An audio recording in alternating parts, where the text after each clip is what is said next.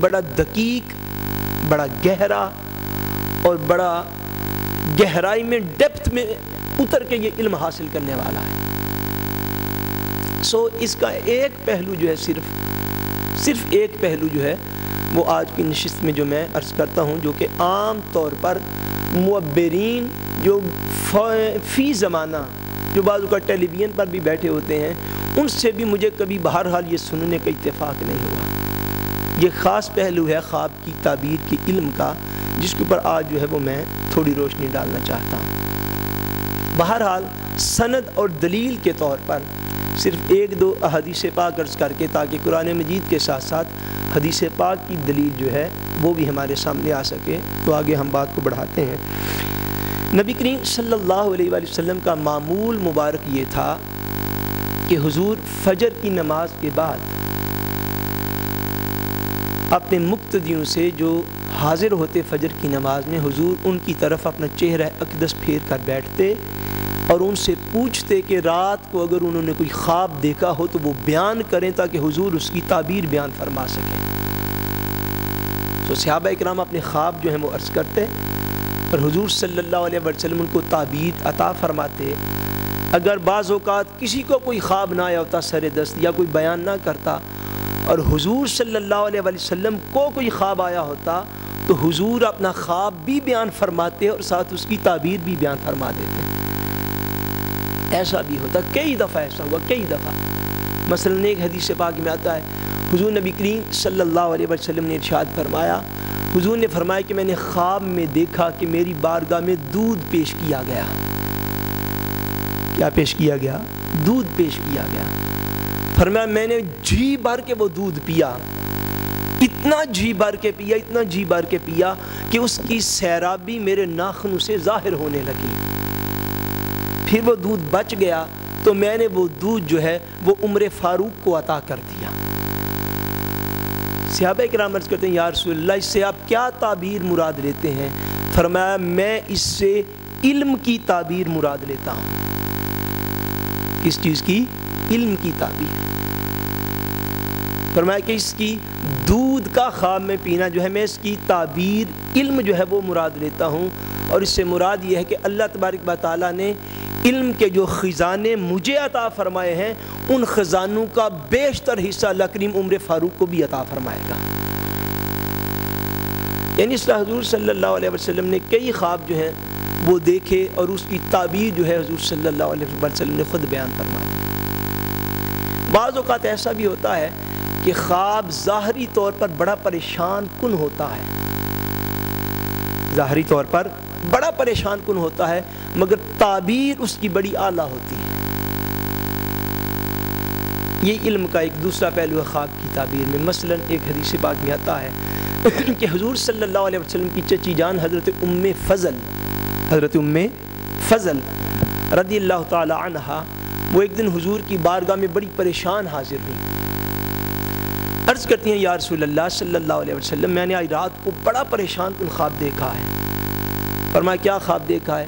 عرض کی یا رسول اللہ، میں خواب میں دیکھتی ہوں آپ کی زیارت کرتی ہوں، اور یہ دیکھا ہے کہ آپ کے جسم اقدس سے گوشت کا ایک ٹکڑا جدا ہوا ہے، اور وہ گوشت کا ٹکڑا جدا ہو کر میری گود میں، میری جھولی میں آ کر گرا ہے۔ ظاہری طور پر یہ بڑا پریشان کن خواب تھا کہ یا رسول اللہ، آپ کے جسم اقدس سے گوشت کا ٹکڑا اڑتا ہے اور اڑ کر میری گود میں آ گرتا ہے، میں بڑی پریشان ہوں، اس کی کیا تعبیر ہے؟ حضور صلی اللہ علیہ وسلم خواب سن کر حضور مسکرا پڑے، یعنی حضور کا مسکرانا خواب کے اچھے ہونے کی دلیل تھا۔ حضور نے فرمایا اس کی تعبیر یہ ہے کہ اللہ کریم میری بیٹی فاطمہ کو بیٹا عطا فرمائے گا، اور وہ جو میرا بیٹا ہے وہ تیری گود کے اندر پرورش پائے گا۔ اس کی تعبیر یہ ہے۔ اس خواب کے بعد اللہ کریم نے حضرت سیدہ خاتون جنت کو سیدنا امام حسین رضی اللہ تعالیٰ عنہ عطا فرمائے، سیدنا امام حسین رضی اللہ تعالیٰ عنہ عطا فرمائے، جو کہ حضرت سیدہ ام فضل کی گود میں پرورش بھی پاتے رہے۔ یعنی بعض اوقات خواب دیکھنے میں اس نوعیت کا ہوتا ہے، اور تعبیر اس کی جو ہے وہ بالکل اس سے مختلف ہوتی ہے۔ اسی طرح بعض روایات کے اندر ہے، مجھے ایک اور خواب یاد آ گیا، حضور نبی کریم صلی اللہ علیہ وسلم نے خواب دیکھا کہ حضور کے خون کو ایک کتا جو ہے وہ پی رہا ہے. یہ حضور نے خواب دیکھا، روایات میں آتا ہے. حضور صلی اللہ علیہ وسلم نے خواب میں دیکھا کہ حضور کے خون مبارک کو کون پی رہا ہے؟ بولیے نا، ایک کتا جو ہے وہ پی رہا ہے. مفسرین نے، شارحین نے اس کی تعبیر یہ بیان کی کہ حضور نے وہ جو خواب دیکھا تھا اس کی تعبیر کم و بیش 50 سال کے بعد جا کر ظاہر ہوئی. کتنے سال بعد؟ 50 سال کے بعد ظاہر ہوئی، جب یزیدی فوجوں نے حضرت امام حسین کو کربلا میں شہید کر دیا. اس خواب کی علماء نے فرمایا وہ تعبیر تھی کہ حضور کے خون کو اگر کتا حضور نے دیکھا خواب میں پی رہا ہے، اس کا مفہوم یہ ہے کہ وہ کتا صفت شخص ہوگا جو حضور کے نواسے کا خون جو ہے وہ کر دے گا.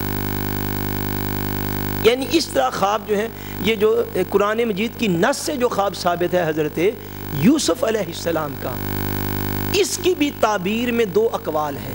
کتنے؟ 2. بعض مفسرین کا یہ قول ہے کہ وہ جو آپ نے بچپن میں خواب دیکھا تھا اس کی تعبیر 80 سال کے بعد جا کے ظاہر ہوئی. کتنے سالوں بعد؟ 80 سال کے بعد. اور جو عام معروف روایت ہے اس کے مطابق یہ ہے کہ حضرت یوسف علیہ السلام نے بچپن میں خواب دیکھا تھا، مگر اس کی تعبیر 40 سال کے بعد جا کے ظاہر ہوئی. کتنے سالوں بعد؟ 40 سال کے بعد. یعنی خواب کا اور تعبیر کا ایک ایسا تعلق ہے انسان کے ساتھ کہ بعض اوقات خواب ایسے ہوتے ہیں کہ جن کی تعبیر جو ہے وہ کئی سالوں کے بعد جا کے ظاہر ہوتی ہے. زندگی کا ایک عرصہ گزر جاتے زندگیوں کا، اور اس کے بعد جا کے اس خواب کی تعبیر جو ہے وہ انسان کی زندگی میں ظاہر ہوتی ہے. بہرحال خواب جو ہیں ان کی جتنی بھی اقسام ہیں اس لحاظ سے بعض اوقات خواب ایسے ہوتے ہیں جو کہ پریشان کن خواب ہوتے ہیں، جو صرف بندے کی بد ہضمی یا بلڈ پریشر کے اپ اینڈ ڈاؤن ہونے کی وجہ سے بعض اوقات خواب ایسے ہوتے ہیں. ایسے خواب جو ہیں وہ تعبیر کے لائق نہیں ہوتے. ایسے خواب تعبیر کے لائق، یعنی ہر خواب تعبیر کے لائق بھی نہیں ہوتا. اس لیے خواب جو ہے نبی کریم صلی اللہ علیہ وسلم نے ایک دفعہ ارشاد فرمایا لا تحدث رؤیاک الا حبیبا او لبیبا. فرمایا کہ اپنا خواب کبھی کسی کو بیان نہ کرو سوائے اپنے گہرے دوست کے یا کسی عالم دین کے. فرمایا اپنے خواب کو بیان کرنے کا معمول جو ہے وہ نہ رکھو. جس سے محبت ہو یا تو اس کو خواب بیان کر دو، اور یا کسی عالم دین سے، یعنی جو معبر ہو، جو تعبیر کر سکتا ہو. یعنی علماء کے بھی تو کئی درجات ہیں نا، کئی قسمیں ہیں. علماء میں سے جو تعبیر کر سکتے ہو یا تو اس کو بیان کرو تاکہ اس سے خواب کی تعبیر کو سیکھ لو اور سمجھ لو، یا پھر اپنے قریبی دوست کسی کو بیان کر دو جس سے تمہیں محبت ہو. ہر ایرے غیروں کا اپنا خواب جو ہے وہ بیان بھی نہ کرو.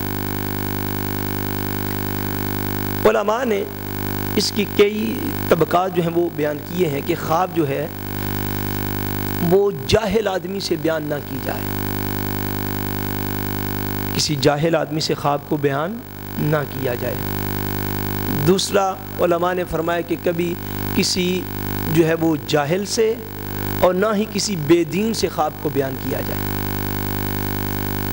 جاہل سے اور بے دین سے خواب کو بیان نہ کیا جائے. بے دین سے مراد عام طور پر بے عمل شخص ہوتا ہے کہ جو کہ نماز روزہ کی بھی پابندی فرائض کی بھی نہیں کرتا، اس سے بھی خواب کو جو ہے وہ بیان نہ کیا جائے. تیسرا فرمایا کہ دشمن سے خواب کو بیان نہ کیا جائے. کس سے؟ دشمن سے. جس بندے سے شر کا خدشہ ہو، جس بندے سے فتنے کا خدشہ ہو، جس بندے سے مخالفت کا خدشہ ہو، اس کے سامنے بھی خواب کا بیان جو ہے وہ نہ کیا جائے. اچھا، خواب کی تعبیر کے معاملہ میں اس بات کو جو ہے وہ پیش نظر رکھا جائے کہ بعض اوقات خواب ایک ہوتا ہے مگر اس کی تعبیر مختلف وقتوں میں خواب دیکھنے کی وجہ سے اس کی تعبیر مختلف ہو جاتی ہے. ایک اس کا یہ بھی پہلو ہے کہ خواب بھی ایک ہے اور دیکھنے والا بھی ایک ہے، مگر خواب کی پہلے اس نے دیکھا اس کی تعبیر اور